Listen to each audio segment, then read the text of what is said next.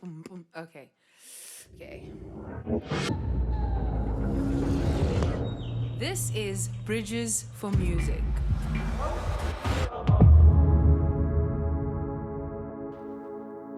In this podcast, we're introduced to one of the world's favorite innovative duos, Ame.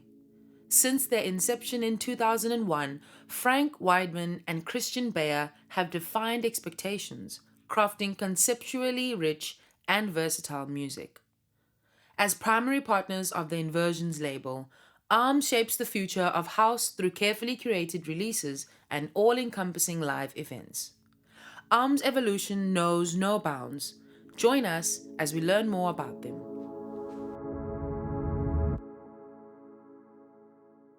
Right, well, welcome to the Bridges for Music podcast. Thank you very much for having me here. Yeah, we're so honored to have you here. I think a lot of the times people that come through the program, like myself, alumni, we don't understand the magnitude of the people that we have right here with us. So with saying that, we are welcoming you with open hands and wish that you can continue to come back and visit, and Absolutely. Really grateful that you've touched down at our academy in Langa. And yeah, I'm Yams. I'm Frank. Frank.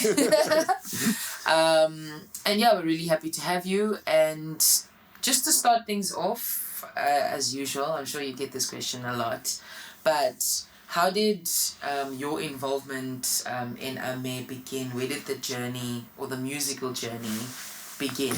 What inspired the unique sound? What inspired me more? I think when Kristian and I started, which is freaking 25 years ago,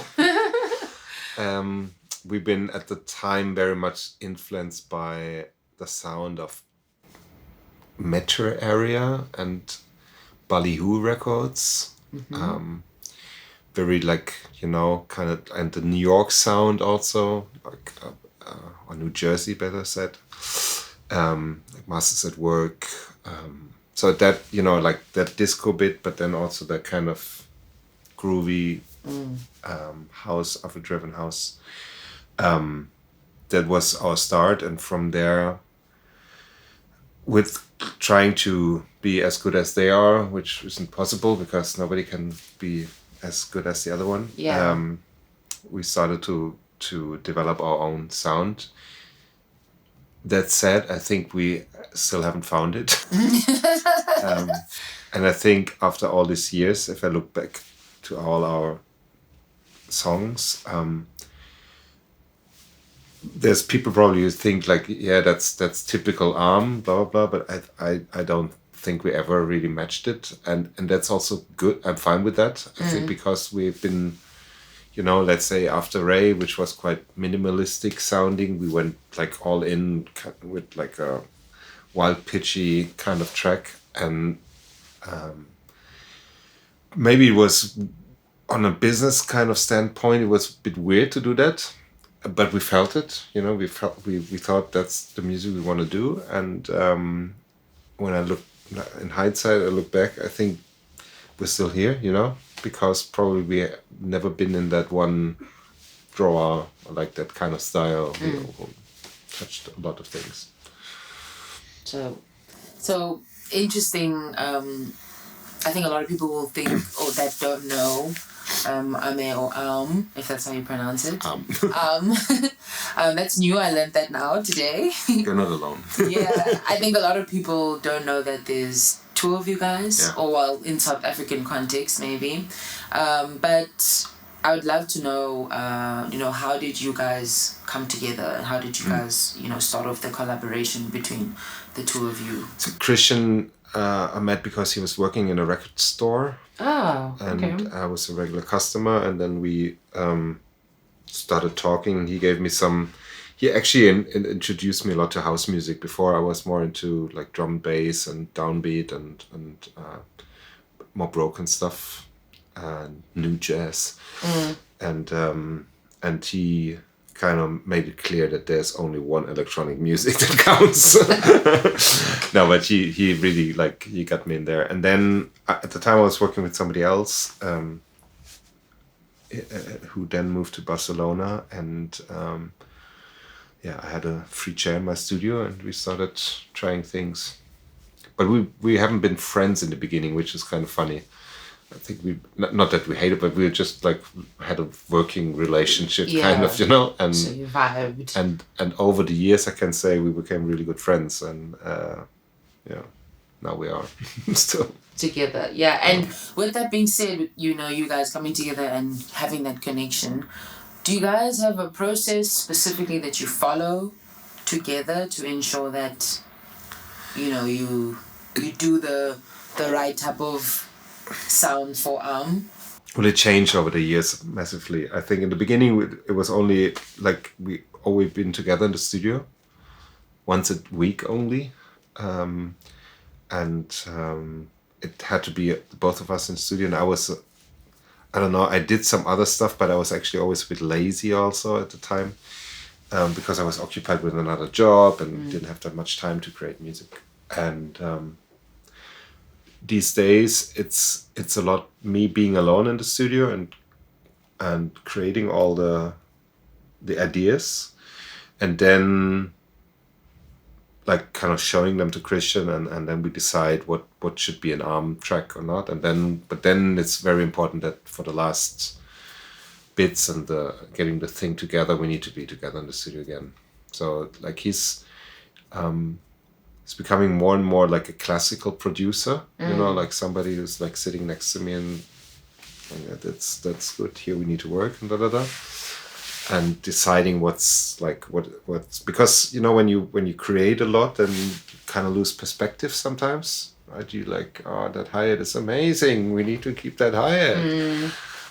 But then maybe it's not, and it's sometimes good if somebody from the outside has that extra pair of ears and say like, no. And that's what his role is, more or less. And therefore I'm actually happy to be a lot alone in the studio, and just a bit with other musicians actually, because Kristian doesn't play any instruments, so I do this a lot lately with like Bruno from like Trick. I don't know if you know him, or it's a guy from that I know through the Howling shows called Jens Kouros, who's an amazing songwriter, piano player, singer. Like he's a one-man show, and we somehow connect very well when it comes to writing songs. So it's like playing a ball, And I do this since a couple of years now, that I try to be with different people in the studio, because it's so much more inspiring. And it's not about me or some specific format of how secret or format or whatever. It's more about like creating new things together, and then see if that ends up on my record or his record, whatever, or hers, doesn't matter really. And and I just, because the sound that Ahmed is associated with, or that I'd like to also put it, is kind of emotional, and not in a bad way, but and deep, emotive, electronic. Let me put it like that, and kind of deep. So it makes sense when you say it's all about the feeling or the vibe that happens and what you create in the studio. But is that specifically because that's what you guys like, or is that a direction you want to lead into mostly? Is there a message you're trying to send through by doing that type of style of music? No, it's not a message. I think it's really what we feel at the moment to create, and what comes out of us that we both connect on. Because you have to say, in like let's say 10 or 15 years ago, when we both been DJing, we played quite similar sets, I would say. And now, since I play live, it's drifting apart more and more, which is not bad. It's just like Kristian's playing more of like the straighter, like I call it, or the train, he's like, you jump on the train or you're not, but the train will go. And which is great, I would love to be able to DJ like that, but I can't. But I'm more of a musician, so when I play our songs, and for me it's more like up and down in the sets, therefore it's getting harder and harder to actually find a common ground, like where we both like, yeah, that's it. And I see it again at the moment when we work on a new album, that is like really, I mean, when it comes to listening music, we're very on the same page. Like we have this we both share a weird. We call this countryside house music. Ah, that's a first. It's like private school. I'm on piano. I'm glad you know the genre. I just learned about it. Private school. Yeah, private school is special. But it's like really, it's about music you would never like play in a club or not even. It's quite demanding but relaxing at the same time. Let's say repetitive. But you're like. My wife would go crazy if I play it all the time because she's like, "It's getting on my nerves." But Kristian and I, we both really love that. Like that type of, When it comes to this, we are totally aligned. But when it comes to what is great club music, we have to find common ground, and that's work. But it's good that we have to work on it. Create something. It's funny because I was actually you're speaking about different components and different like influences where, for example, your wife wouldn't like that sound, but you and Kristian would. Brings me to my next question about since you've done the tour in Langa, you visited the school. I don't know how much you knew about the school before you came here, but what would you say for you, your perspective on the impact that music has in bringing communities and cultures and together? Cannot put that in words. Actually, I think it's like music is one of the biggest communicators in the world and a very universal language. And when I see what you guys are doing here, it's like I can only take my hat off and like salute you. It's like it's having a place like this where people can come together and getting away from not only their problems they have in their life every day, but also having a perspective, where this could go and finding themselves through music. It's not really, I can't really say how important that is for every society. Not only in Langa or in places like townships. It's everywhere, I think. And if you go to like a classic techno club where people can just be like what they want to be and nobody's judging them and it's like their safe space, that's another kind of thing. You go there and it's fine, it's good. You connect with the other people, and I think music has this ability in whatever genre it is. Okay, there's maybe some weird German Schlager that is but still, it connects people. Exactly. Maybe not my people, but it connects people. And do you think, in the electronic music community, how can, DJs like your producers and DJs and live performers, how do you think they can further engage in social initiatives or making positive impact through their music? Because some people obviously don't really care about the following, and it's just like, okay, it comes with the greatness of the music that I make. But knowing that you've got such an important and incredible job that you can do, because so many people, are following you, they like what you listen to, whatever. So how do you think you can further engage in social change? So if I'm very honest, I found it very difficult these days that in terms of internet is such a powerful platform to have an opinion, and I think there's a lot of people having too quickly, too much, and too loud an opinion that then reflects on other people, or other people react to it and agree with it or being totally against it. So at the moment, it's really, I'm trying to teach this to my kids, that it's really important to learn to evaluate whatever you listen or see or read, if it's if it fits your values or not. And I'm taking a bit longer excursus now here, but I think it's quite important. So I'm trying to not have too much of comments about what's happening politically in the world, even if I have some reach, because of so many people who use it in the wrong way, in my opinion. So I think it's a thin line. And who am I to say, like, look, my opinion is right? Even if I think I'll be right, it's like, there's always a different perspective on things. So that said, coming back to social, it's obviously a good way of using your impact and your followers to bring them to places like this, support places like Bridges for Music, because in education lies the future in a way. If people have the chance to get a good education, they can grow wherever they want. And therefore I think I might have lost the plot a little bit because of my. No, it's okay. But It's okay. I think it's like you have to notice when is the point when you have like the power to actually spread good news or bad news or like something, and once you have it, you have to be really responsible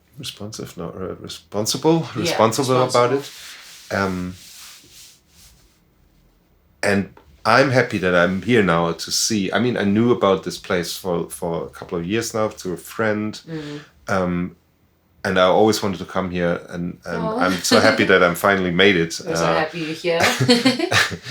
Because I see what you're doing, because I'm not saying there's a lot of like people who trying to, there's a lot of people trying to get my attention and speak out for them in public because of the reach I might have.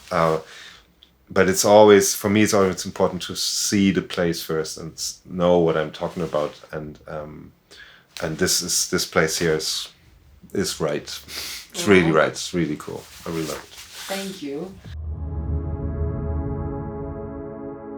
If you want to listen to these conversations live and have access to this incredible community, you can join us at our physical campus, the Bridges Academy in Langa, South Africa. A revolutionary learning space where you will find courses on music, entrepreneurship, film, DJing, and much more. For more information on how to apply, visit bridgesacademy.org.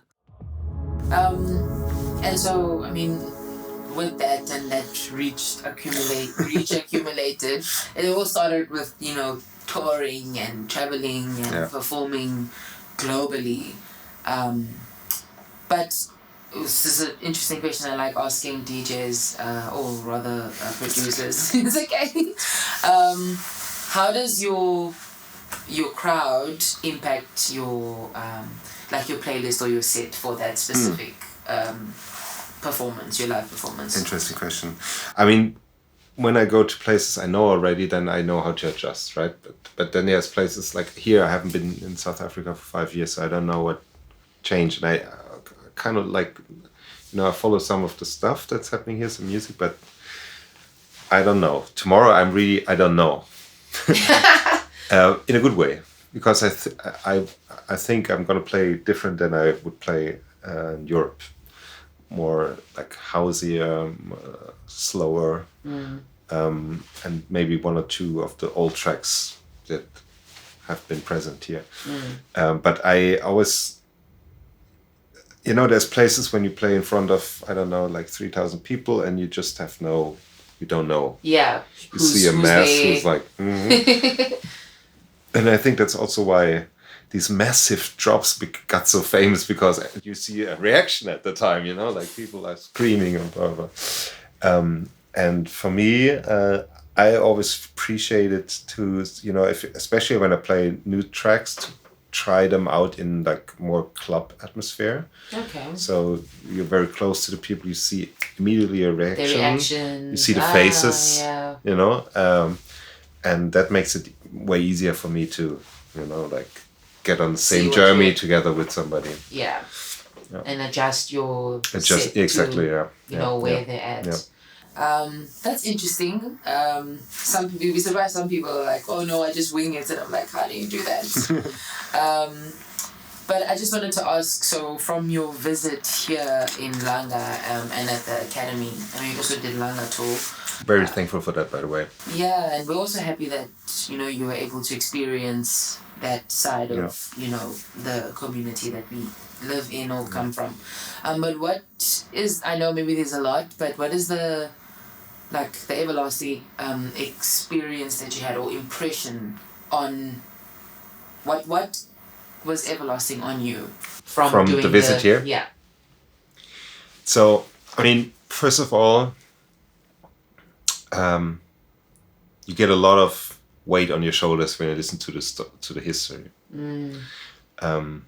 which kind of knew a couple of things, but obviously not many, not enough, I think probably the one thing I learned that I like the most, and I'm probably not the only one saying this, the principle of Ubuntu. Yes.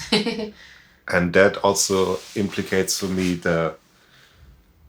I don't know, it's kind of like a resilience or whatever it is. It's like the people here, I haven't had the feeling that, I mean, it was a tour, yes, I know, but I haven't had the feeling that the people are down or negative or whatever. It's more like we're going to make it joyful experience and a sense of togetherness. Yeah.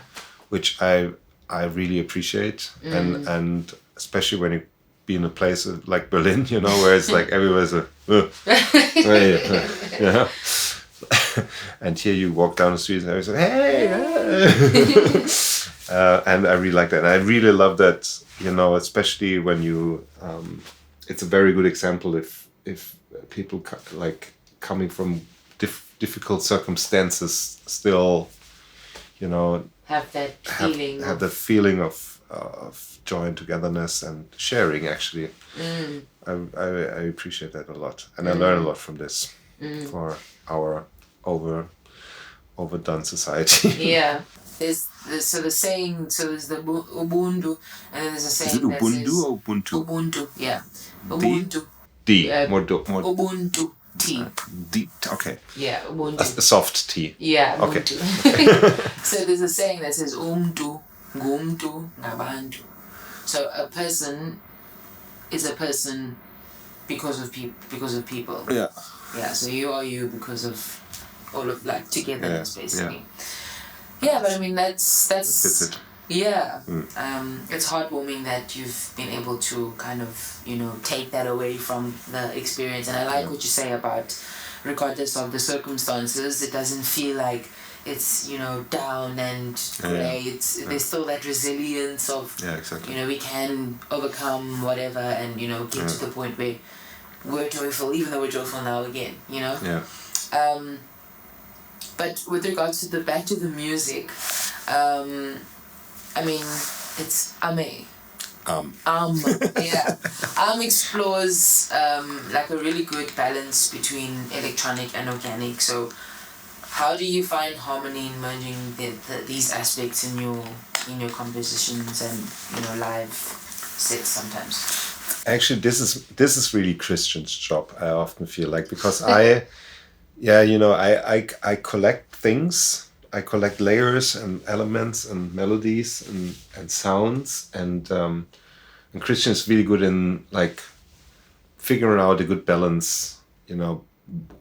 That also defines our sound. If you hear my solo or if I do howling music, it's different, and she's really good in yes, this is a great song, but we need some more futuristic sounds in it. And I'm like, yeah, I get it. I understand what he's talking about, and he's right. It's like, I get it. Sometimes I fight for a little, very organic bit in it, but I get it. And these days, it's really if you listen to other producers, it's really crazy how high they raised the bar of sound quality. If I remember when I was DJing 25 years ago, there was like every record sounded different, and some of them really sounded bad, but the shout on it was so good that everybody, the kick drum you didn't hear it in any club, but like the rest was so good that you played it. Yeah. And the next record had such a deep kick, and you're like, oh shit. Whoa. It was like, and this is a bit like gone, because everybody, like, you watch a YouTube video how to do it, and you don't need the highest quality mixer anymore. It all got better, which I really appreciate. Like, it's so much easier to create good sounding music these days. But on the other hand, it also makes it a bit more difficult to shine out and do something that's a bit different, and stick out, not shine out. So yeah, I think we collect our sounds. I try to explain it to the people in the school today. It's like it's really the approach of for me, at least at these times, is like to find sounds that are not so common, not like different, but still work in the context that you play them these days. That's the tricky bit, I think. Yeah. Interesting. And then I know maybe there's still some works in the spanner, but can you tell us about can you pull the cat out the hat about any upcoming projects or work that you guys or collaborations that people can be excited for or look forward to?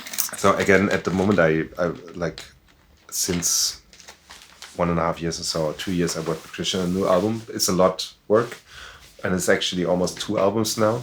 Wow. But one is not Arm, but it helped me a lot to have that other folder of songs, not that I have to fight for the one, because I think it should be on our album. So I rather like, okay, it's not Kristian's, I put that on. Let's see what happens with it. So at the moment, I think we're like at a good place that we're gonna finish it soon. A couple of maybe 1 or 2 tracks gonna be released also early next year that are done already, because that's how you do it these days. You release song by song for the algorithm of the world. I'm glad you mentioned that. And it's also funny that you ask for collaborations, because it's another bit that is so important these days, apparently. It's like, what are your collaborations? And I won't say you. The secret. No, it's not. It's like there's a couple of things happening, but it's not like, oh my god, they made a track with Ed Sheeran. No, it's not like that. Oh, I thought you were saying that's what it is. No, we're working on a couple of things, and yeah, it's you're gonna see. That's too early to say. Yeah. Okay, that's fine. I'm glad you mentioned the whole algorithms things, and were mentioning, that's how you drop these days. Because I was actually going to ask about where do you see electronic house or electronic dance music evolving to in the future, with things like AI, and with things like you've mentioned, internet is just so DIY that you can just, create your own. I can make a track that sounds like tomorrow, if I put my mind to doing exactly what, and listen to all your podcasts, and so where do you see the future of dance, electronic dance music evolving to, with a role that... If I can, I would put that not only on dance music, but also on every kind of music, because it's also,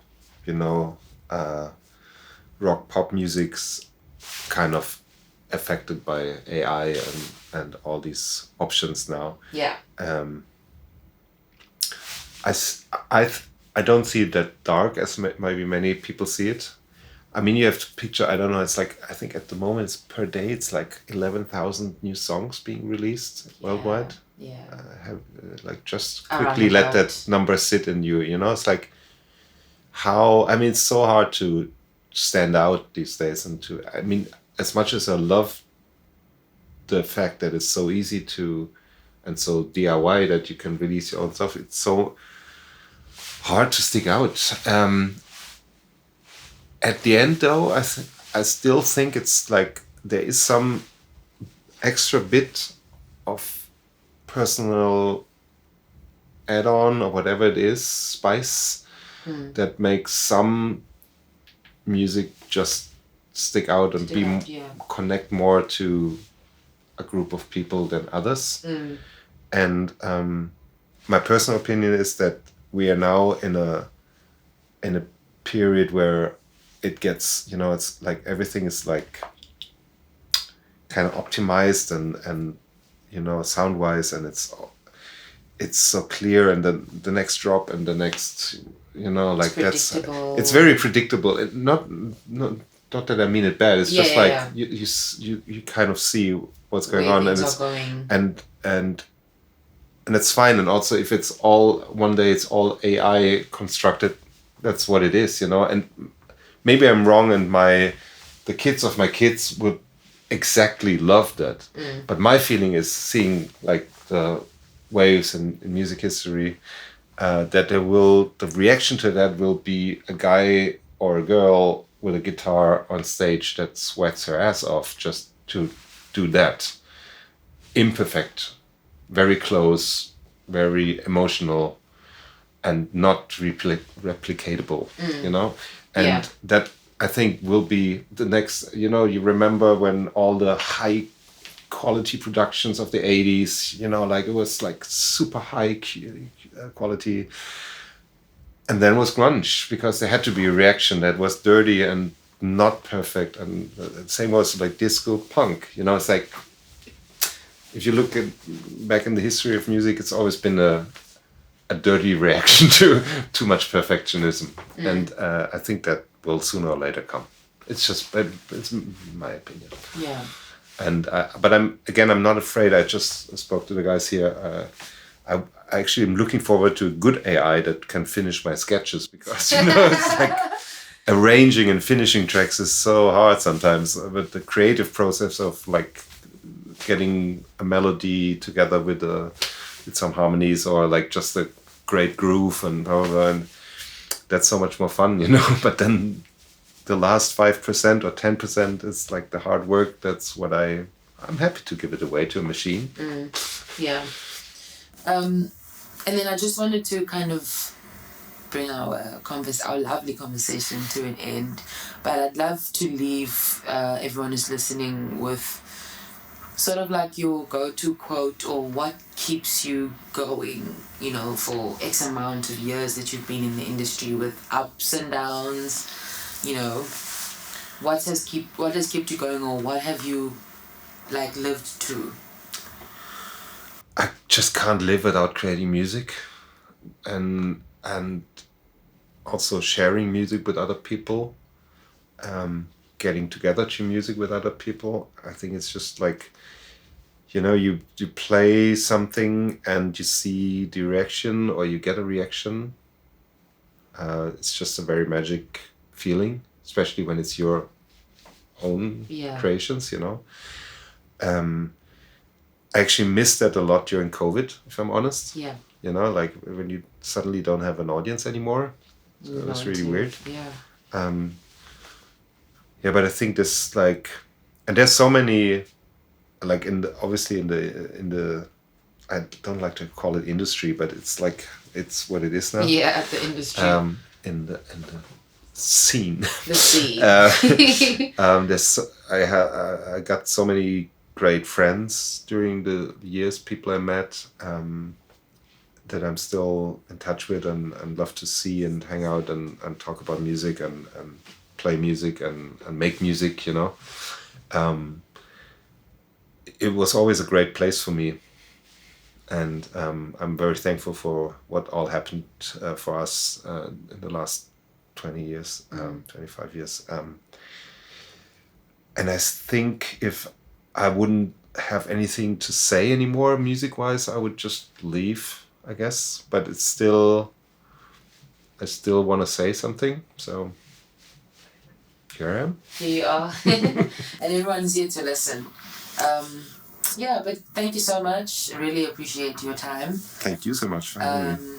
This really means a lot to us, and, you know, everyone that's come through, having the opportunity to play songs for you, and getting that feedback is so important. Because, like I said, a lot of us don't really even understand the multitude of like having a seat with you, or having some time for you to get to know us and the space. So yeah, we really appreciate that, and we look forward to having you back. I hope so. Yeah, thank you so much, and that is the end of our podcast. Thank you very much. Thank you for listening. I hope you enjoyed this podcast as much as we do making them. Remember, if you'd like to attend any of these workshops live, enroll in any of our upcoming programs. To support the work we do, you can find more information on bridgesformusic.org. Please don't forget to subscribe, as we'll be bringing new inspiring conversations soon. Until next time, keep safe.